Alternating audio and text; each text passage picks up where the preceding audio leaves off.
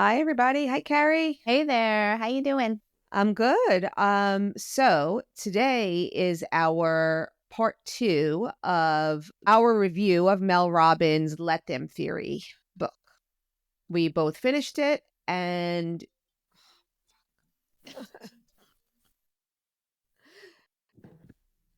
we are just going to unpack some of what we got out of it. But I have to share the funniest thing first. So in our last episode where we discussed the first part of the book, Mel Robbins starts her book talking about friendships and how she was so upset finding out that a group of women that she was friendly with went on a girls' weekend without her. And I went on to share my emotional story about how my friend and a group of other friends went on a vacation with. Do you remember this, Carrie? Do you remember? Yes, yeah. And it was such an emotional moment for me. And I figured, you know what? I shared it on my episode. I need to call my friend and tell her that I shared this. So I did that. I said, I just want to give How you a did that heads up. go? How did that It go? was, wait, I said, I just want to give you a heads up. This is what I talked about. And my friend said to me, I'm waiting for you to tell me who the friend was. Wait, when you called her, she just thought you were sharing, like, I talked about this on Yes, an yes, episode, yes. and she didn't realize you were coming to her to talk about her. Yes, I never mentioned her by name. So, but it was so funny. And this isn't the first time that something like this has happened, where something that I had such an emotional response to shared with somebody else and they had no recollection of it. I think it just shows so much to the power of our own emotions. And it just goes to show you that something that is so important to you that you are wasting so much time thinking about and getting so upset about and worked up about, and the other people have moved on and have not thought about it. Right. Like, Oh, they don't even remember. Like, it no. doesn't even leave, like, any small memory or anything in their Yeah. mind that that event happened. She was like, who was it? I was like, it was you. Oh my God, that is so what's the lesson there that we can learn from that? Like, when we have conflict with other people, or we have something really important or really emotional that we want to share with another person, right? We only have our own feelings about it. Yes, We for don't sure. know the other side. Yes. And I think there's also something to be said there. The key words there are your feelings. They're your feelings. And the whole premise of the Mel Robbins book is letting go of the control of someone else's feelings and actions. You are not responsible for another adult's reactions or emotions to what is going on. You can only control what you are feeling, thinking, and doing and acting in that moment. Right. And we actually think that we can control somebody else's emotions, right? When you think about, oh, how am I going to share this the terrible information with someone else? Or how am I going to share this disappointment with someone else? Right? We're trying to say it in the nicest way possible because we don't want to hurt someone's feelings, but we've Right. built up this story in our head. We honestly have no idea how the other person is going to take the information and how they're going to process it or how they're going to even feel about that. So, why do we waste all this time, right? Creating all these stories in our head about how someone else might feel about it, which is really funny that I'm saying that right now because I used to think like I had a superpower that I knew how I could really tell and sense how other people felt. So Right. let me, say this in a way that, oh, I'm going to make them feel okay with the information I'm sharing. Like, I Right. truly believe like that was one of my skills. Well, how wonderful for you that you're evolving and learning that you have no control over anybody else's emotions except your own. So thanks, Mel. Where were you about 30 years ago?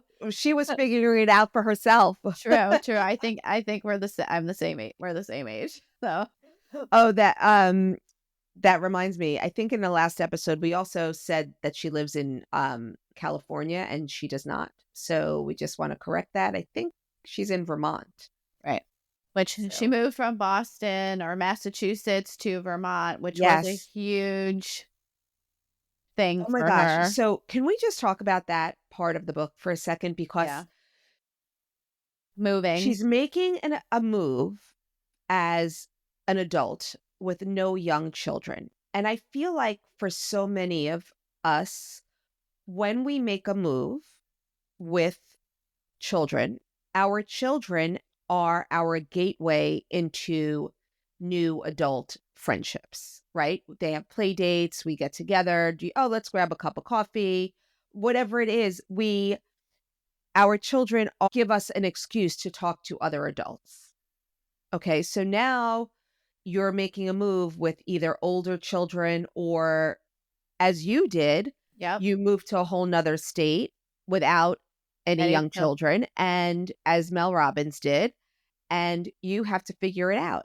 And Mel Robbins talks about how for the first year, all she did was think about how terrible the move was. She was crying. She could not get out of her own way to make the best out of the situation she was in until her daughters came and gave her back the advice she gave them during one of their struggles during freshman year of college. And this is so important for us as adults, but also to model and to teach our young adults when they go off to new situations, not even young adults, teens, all of our kids. It's so important that you get out of something what you put into it.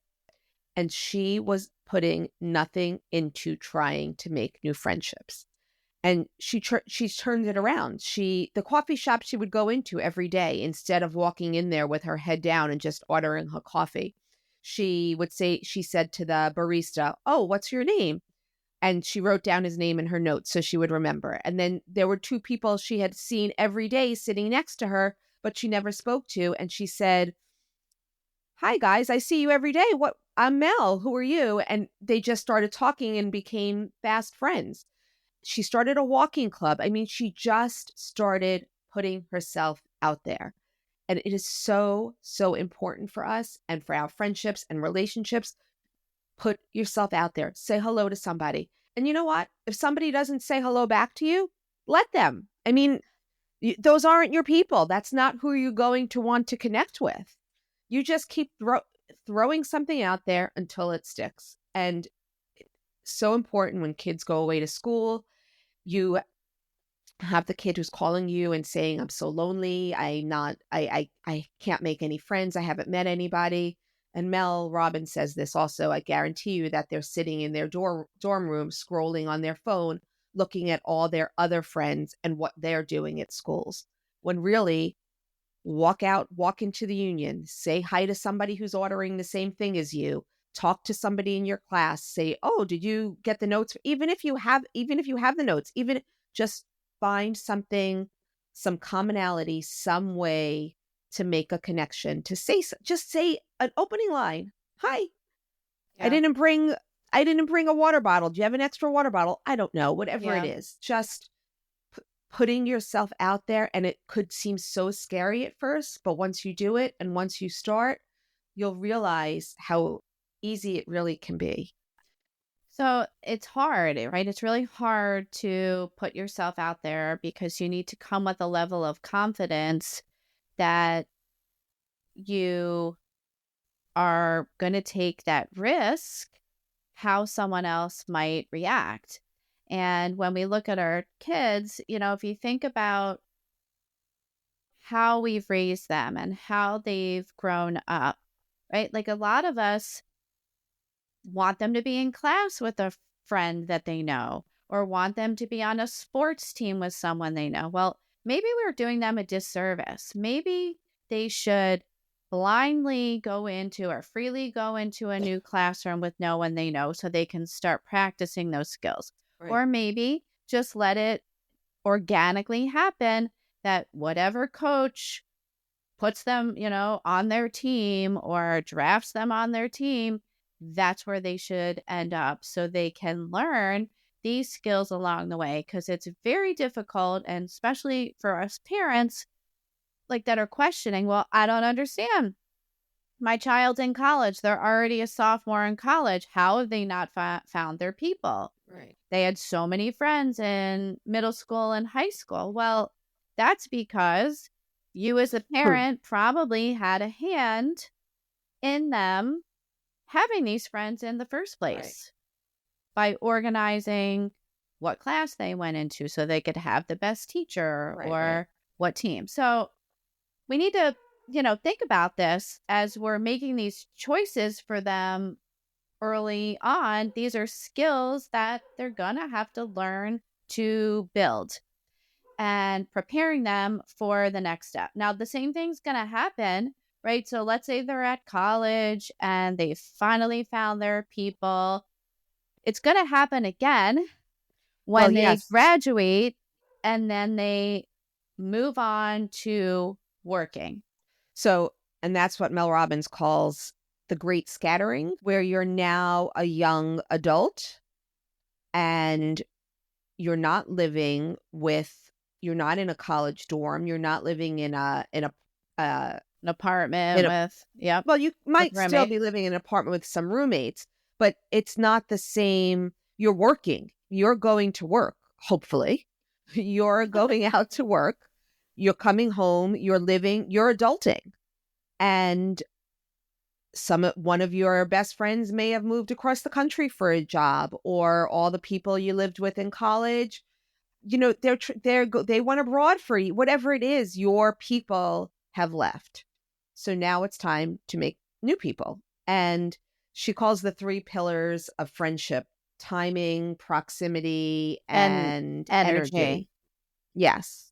So, and if you think about it, when they're young, they spend all their time with the same groups of people, going from elementary school to middle school to high school and then college. So it's a natural response to have a large group of friends, or the opportunity to have more friends. And then when you reach this stage in adulthood, when you're moving out and living on your own, it's something you really have to make a conscious effort to do and put energy into your relationships. Right. So what can we do? What can we do as parents for ourselves, right? We're in this new phase where maybe we've decided to move somewhere new. So what did you do? Well, what I did... You tell us. So I already had interests and hobbies. I already practiced yoga. I liked going to the gym, playing pickleball, and mahjong. So what I started to do was find other people and ask around what other people did. Or, for example, if I met someone, do you know of a yoga studio? And so I joined a new yoga studio. And then my husband also practices yoga. So we would go together and afterwards, talk to the instructor or ask, more questions. Right. Same thing in our neighborhood. We would ask, does anybody play pickleball? Was there like a neighborhood forum or like a group chat? Or our neighborhood did not have a forum or group chat, but they did have neighborhood email. Okay. And so this way they sent me the email list. This is how I could either ask questions, but because it is a newer neighborhood and people are moving in and wanting to make friends, the neighborhood did a get together in the summer months. Someone would host it one Friday night per month. So we got invited the first month that we moved there. And so we started to get to know people, but we had to put ourselves out there. We had to be the ones to reach out to other people. What are you guys doing this weekend? Or walking the dog when we would see other people with dogs, talk to them, do you have a vet or who grooms your dog? But you really have to work at, you can't sit back and wait thinking, Friends aren't somebody's going to friends come aren't going knocking on my door. Friends aren't going to fall from the sky and land in your lap. No. That's not the way it works. No. And now that we actually come and go because we only live there part-time and live somewhere else part-time, every time there's like a reentry. When we come back, we have to make it known we're back. Right. And start making the over. plans again. So it is. You do really have to put energy into finding your people. And what my husband and I said to ourselves was, we will just say yes to everything. So when someone does invite us or we do hear about something, let's just say yes. We'll do it and we'll see how we feel afterwards. And we'll just keep saying yes until we figure it out. Do you feel like when you approached people, were most people receptive? Yes. I think we are really, really lucky that we chose a neighborhood and an area, specifically in Park City. People chose to move there. It wasn't like I got a job and I have to be here. People are making the choice for either their health or what they enjoy for fun, to be social, to be outdoors. Like they want to live there.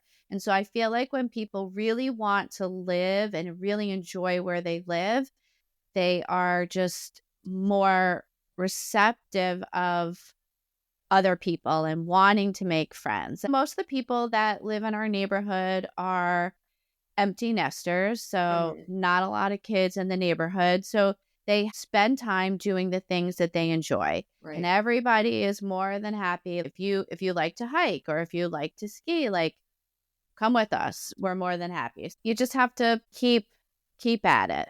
And be willing. Be willing to just put yourself out there. Take that step. Right. Very different than other places where I've lived. In South Florida, for example, we've lived here, for so many years that we've had these well-established relationships. But I find that, sometimes it is a little difficult. Like people feel like I already have my friends. Right. I don't need any more friends. But in this empty nesting phase, when you're with others in that phase and you're somewhere new that you really enjoy, I feel like people want friends and want to take the time to get to know you versus other phases of our life. So I like how she says your best relationships are still out there. Yes. Go find them. Yes. Yeah. I love that. I like that. All right. So I want to bring up a part of the book that really resonated with me. It's something that I have worked on for myself, but I feel like I've struggled with is the control of other people and the motivation of other people around you when you really just want the best for them. For example, thinking better how they should be living their life. So in the book, Mel has a very good friend whose husband appears from the book to be lazy and unmotivated to get out of the house and exercise. And his wife is a person that is active and she really wants this for her husband. She makes comments and she nags or she reminds him or suggests to him what he should be doing. And as you read the book, you learn is that you cannot motivate someone else. Like you can only motivate you. And the other part is why is it so important for her friend, the wife, that her husband become active and exercise? Why is that so important to her? Yeah, I thought it was a powerful, poignant part. of the book. What Mel suggests is there's this 5 whys method, and this is also used in business and other places. It's not her theory. 5 whys, like WHY. What you do is, right when you realize, like, I've just now nagged my husband for the past several weeks about getting off the couch, or why don't you go to the gym, or let's go for a walk. Why is this so important to me? Well, I'm really active and I just would really like to be married to someone who's active. Then a second time, you ask yourself again, and so on and so forth. You're asking yourself 5 times just the question, why? So you can really get down to the detail of, like, really what's going on for you with this feeling. And so in the end, right, why is, I'm afraid if my spouse doesn't take care of his health, that something's going to happen to him and he will not be here for me. We have to, for ourselves, why is it bothering us? Right. What someone's actions are, or they're not doing what we think they should do. And in the end, once you understand why you're doing it, you have to stop doing it. And the suggestions are that you just go model your behavior. So in this situation, she would just, go out for a walk and go to the gym and do the things so that she's modeling what it looks like. She also said that, like, she had become so passive aggressive without even realizing it, like slamming doors when she would leave to go for a walk because her husband wasn't coming, or, the light on at like 6 o'clock in the morning when she was trying to get ready and going out. So it was like saying to her husband, look what I'm doing and you're not. So once she got to the why, she was able to let go, because she was not willing to give him an ultimatum and say she loved him. She didn't want to say, I'm going to divorce you, or this isn't going to work, or whatever. But she wanted him to be healthy so he would be around longer. She introduced the ABC theory, which is apologize for how you have behaved or what you've said leading up to this point about this behavior, and then ask some open-ended questions and just acknowledge, observe, compliment, or recognize the small steps when they decide to start making some change.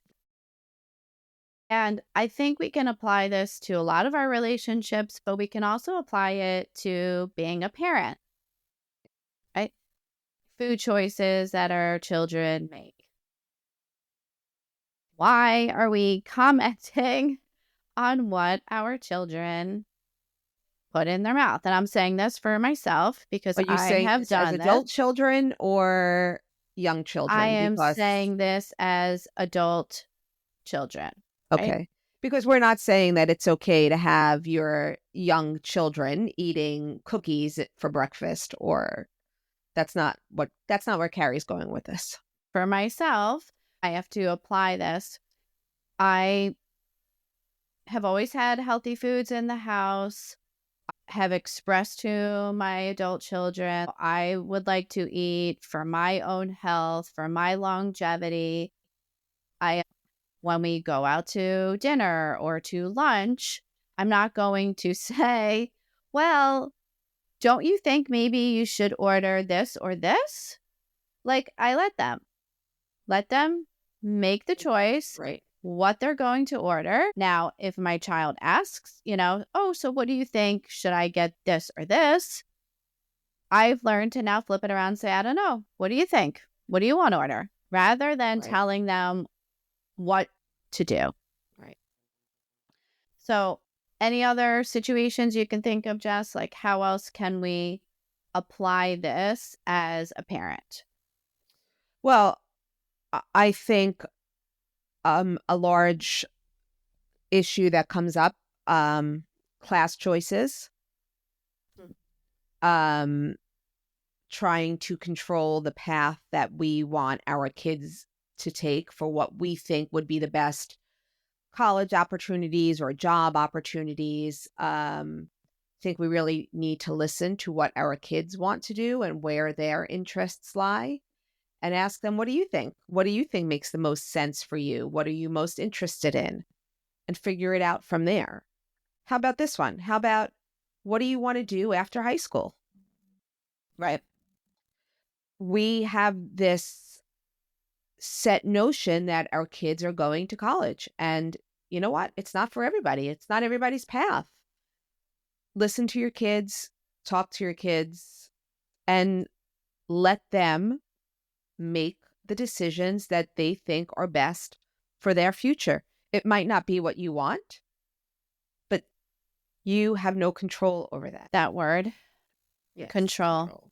Yeah. That just keeps resurfacing through, feels like all of our episodes. Yes. That as parents, right, we try, whether we know we're doing it or not, that we do try to control them, or we think that we can control the outcomes. Yeah. And this is why we get into power struggles with our children, because we're not allowing for their independence and autonomy as the parent, thinking that we have a lot more say and control over who they will become as an adult. We've spoken about this, like you said, so many times, that our vision is different than their vision. Our vision is just that, ours. We have to relinquish our control and let them figure out what it is they want for their lives. And we have to be accepting of it. So there's an appendix to Mel's book on parenting, the Let Them theory for parenting. And one of the things she talks about is, she gets a lot of questions. Am I supposed to just let my kids go to bed whenever they want? Am I supposed to let my kids not wear a jacket when it's freezing outside? And the truth of the matter is, as a parent, you have to step in if your child is in a dangerous situation. She works along with a doctor. Dr. Stuart Ablon, I believe is his name, wrote the appendix along with Mel. The whole theory behind Let Them with parenting is, let me work with them. It's not about controlling your kids. It's about modeling good behaviors. And most importantly, and this is what I think we get so hung up on, we're coming to parenting with so many of our own emotions and baggage from our childhood. It's so important to let go of our emotional responses to our kids' behavior and figure out the why of their behavior. Let me work with them to figure out why they're having this response to it. He also says, which I thought was really smart, Kids do well when they can. if they can, with Right. if they can. Right. Not, they don't know how, I'm going to tell you what to do. You have to do this. It's, if they can do it, and it's Yes. they have control over, like, what I'm going to wear. They can pick out they can choose what they're going to wear. Yes. And that's how he says to start. Small things. It's about not controlling your kids. It's about working alongside with them to help them learn to make decisions for themselves. But again, it's that word again, control. You have to be willing to relinquish control and let your kids fail, let your kids make decisions, be there alongside them to teach them how to get through whatever it is they might be going through in that moment with their emotions. Well, but here's the thing, like, there's also going to be a lot of parents that just believe, like, I'm the parent, it's my way or the highway. Like, this is, like, I got to get to work. You have to do this, right? And won't take the time to even understand what's happening. So, yes, there are definitely parents out there. And, one of the things that they say is the work with your relationship with your child starts with the work with yourself. They actually use that as an example. You weren't able to get out the door in time in the morning. So instead of yelling and screaming, get up, get ready, we have to go. I mean, we've all been there. But really, what is that doing? It's just making everyone around you stressed. So in a moment of calm, I would say to my child, and this is what they suggest as well, listen, I've noticed that and it's important that you make it a joint. You're not placing blame on any one child, but I noticed that we are having a difficult time getting out the door in the morning. I don't like the way I feel when I start to yell, and I'm sure you don't like being yelled at. Can we try and figure out what's stopping us from getting out the door in the morning so maybe we can come up with a better plan? And they say it's okay if your child says, I don't know, because based on their age and their emotional maturity, they might not know. You can say, can I take an educated guess? Maybe you don't like getting dressed alone upstairs.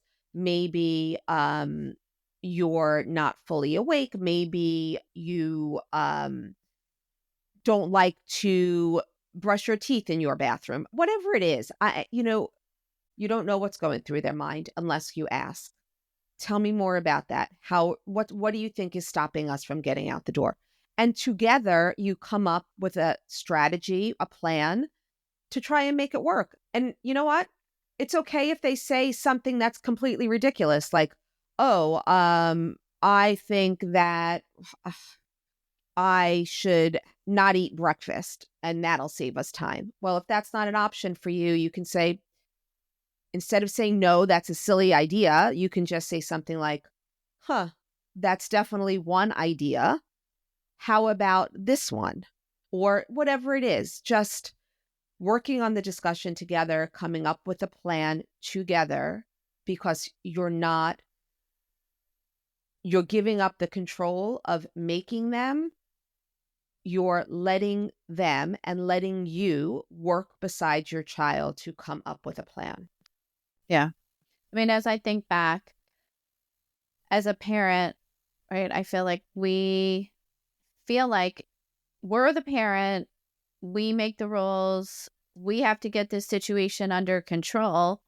But I'll be honest, it didn't always dawn on me that including them or asking them or openly discussing, like, this doesn't feel right. What do you guys think? Right? I always felt like, okay, something's not working. This feels horrible. Let me come up with a solution and implement something new. It wasn't, hey, right? What do you guys think? Right. But think of how many less fights, how calmer it would be if you said, this isn't working for me. I'm not liking the way I feel when I'm like this. Can we work together to find another solution? Yeah. So I just want to go back to one thought in the book.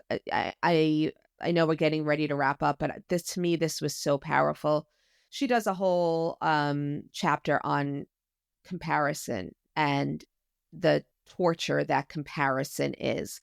Living your life comparing yourself to somebody else. And sometimes life isn't fair. It just isn't. Like, somebody was dealt a better hand than you. And yeah, it happens.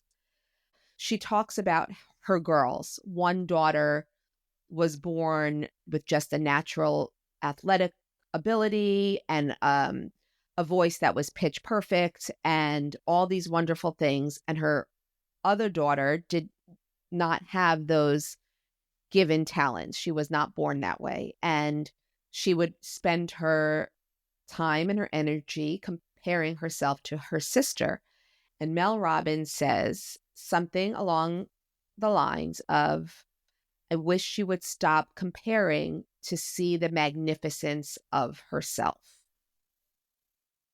And to me, that was just, like that was such a line, because we see it. We compare ourselves to our friends. Our kids compare themselves to each other, to their siblings. I mean, if we can just get out of our own way and look at who we are and focus on what we have to offer instead of always wondering about somebody else, Yep. there's no limit to what we can accomplish. Well, so one of her key phrases too, comparison, is it torture or is it the teacher? Right? So Yeah.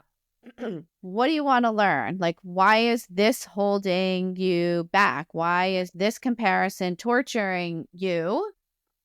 Why can't you use it as the teacher? Stop focusing on other people's lives and look at yours. Yes. You said that much more articulate than I did. Sorry. So go out there, everybody. That's our message to you today from Mel Robbins. Our takeaway: go live your life. Stop comparing it to somebody else's. And let me go and do that. Listen, like, and share our podcast. Thank you so much for being with us today. If you read the book, let us know what you think.